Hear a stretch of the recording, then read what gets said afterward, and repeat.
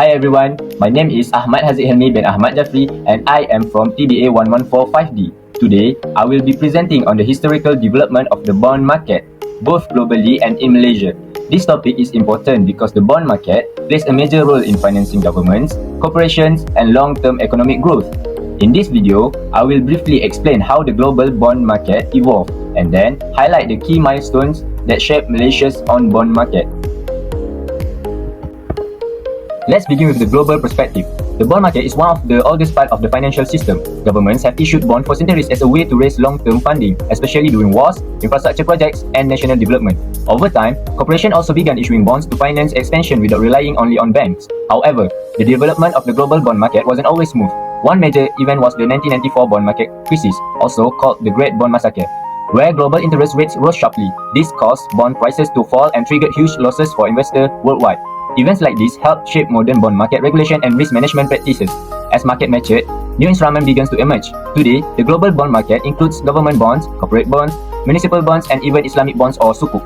There has also been strong growth in bond ETFs, which make it easier for investors to access fixed income products. Overall, the global bond market continues to expand, driven by the institutional investor, pension funds, and investors seeking stability.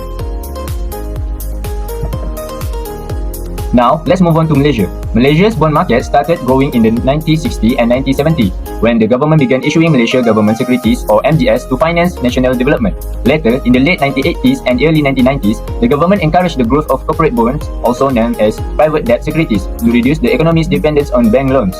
Important institutions were established to support this growth. For example, Malaysia's Credit Rating Agency (RAM) ratings in 1990 and MARC in 1996.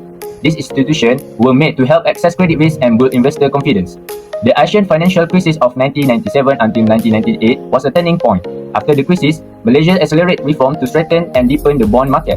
The Securities Commission took a more central role, regulation was streamlined, and infrastructure for bonds issuance and trading was improved. Another major development was the rise of Islamic bonds or sukuk. Malaysia is now one of the global leaders in the sukuk market, attracting both local and international investors. Malaysia also launched the Bond and Sukuk Information Exchange or BIX to improve transparency and public access to bond data. Today, Malaysia's bond and sukuk market is one of the largest in East Asia relative to GDP, with strong foreign investor participation and growing interest in green sukuk for sustainable projects.